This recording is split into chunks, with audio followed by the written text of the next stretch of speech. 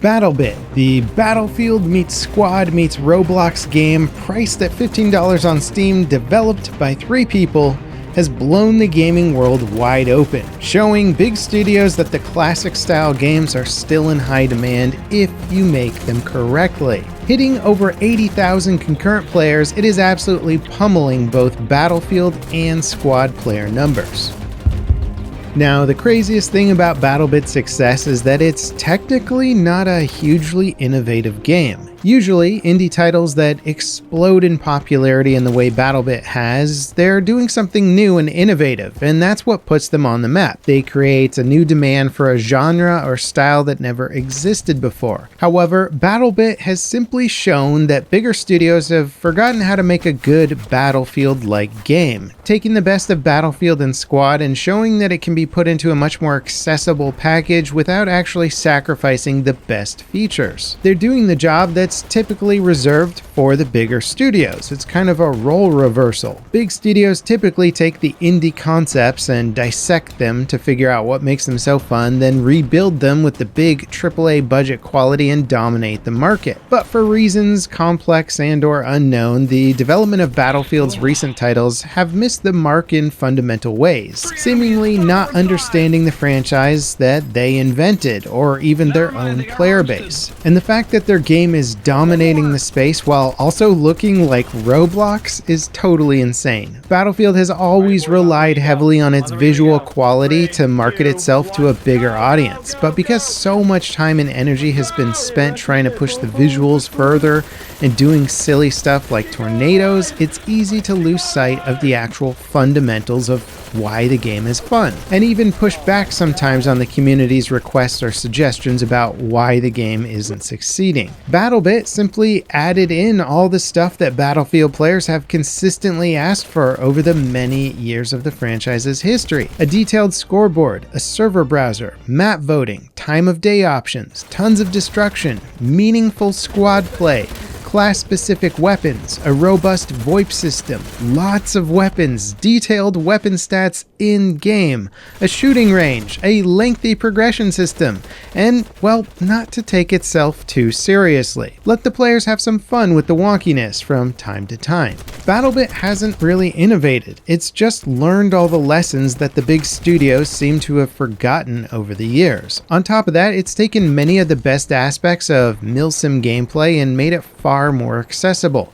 The comm system, a squad-built spawn point, bandages, building cover and bases anywhere on the map. All of that stuff is from Squad or similar games, but Squad by itself can actually be far less accessible when you load it up for the first time. Not sure where to go, long travel times, constantly dying to weird angles and snipers before you even realize that you're in danger. BattleBit is much more like Battlefield in that it's got fantastic pacing, and even if you don't know what you're supposed to be doing, it's not really hard to find the enemies and just start shooting and having fun. Healing and reviving requires bandages, medics, and those medics need to resupply from support classes. It's got all of the fun class interplay from the milsim scene, but just insanely accessible and not overly complex. Now, to be totally fair, BattleBit is being judged as a $15 indie title, which gives them a huge amount of flexibility for having some rough spots. It's also an early access game. And considering that the visuals are so basic, well, the feedback about things not looking realistic isn't even really a factor for them. So they don't have to deal with the same problems of, say, Battlefield 5's player visibility being really difficult to see because, well, the visuals just look so good. There's also plenty of clunky UI stuff that would be a sore spot in a $60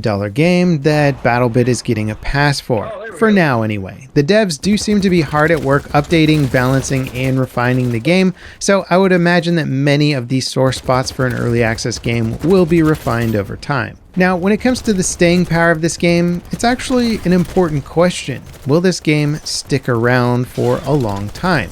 The cheap price and easy access of BattleBit is absolutely great for establishing a large player base at the start. Load it up fast, join a match, get the consistent crazy combat each time. That counts for so much in the FPS world. How quickly can I start playing, and will it be the fun experience that I remember it being? The past 3 Battlefield titles haven't done a great job in this department, where you can easily load into a match or a game that feels crazy imbalanced or like you're just getting nothing but steamrolled the whole time. Now, beyond just having a fun, consistent, easy to access experience, there's also the progression system.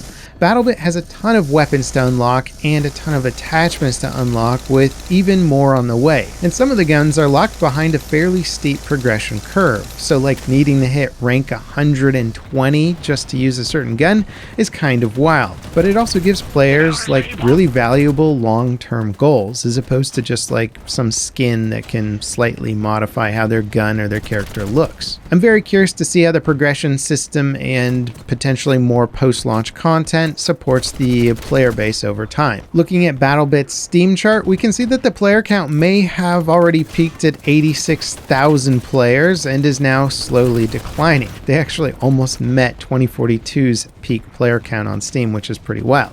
Granted, 2042 also launched on multiple platforms on PC, so not a totally fair comparison, but it's still impressive. Big titles usually hit their peaks right away, like on launch day, and then they fall off a cliff when the gameplay starts to get stale or players realize that there's not that much to do other than look at the pretty graphics. But BattleBit does look like its declining player base will be much more gradual and hopefully stabilize at a higher spot than most of its competition. And it's entirely possible that down the road, updates that drastically improve the game or add cool features may even send it to new highs. Really though, everyone should just be amazed by the success of BattleBit, and studios like DICE should be laser focused on why this game is doing so well and recognize the core mechanics at play. DICE's audience is done with gimmicks, tornadoes, behemoths, levolution. It's all just trailer eye candy, and the players know this. What gamers really want is a solid core experience first and foremost, and that's what BattleBit is, a solid core experience that makes all of the best parts of Battlefield and Squad work together. They didn't reinvent the wheel, they just stripped it down to the core of what makes it great and got rid of all of the fluff.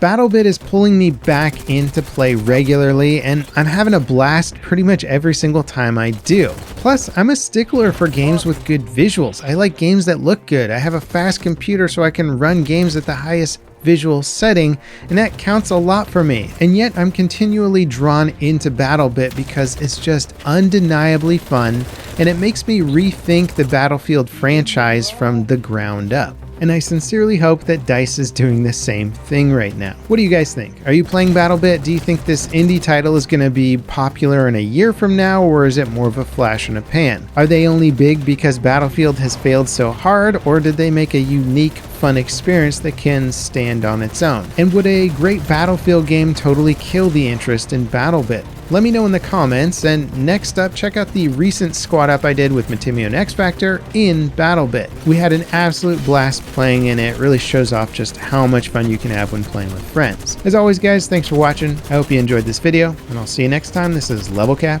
signing off.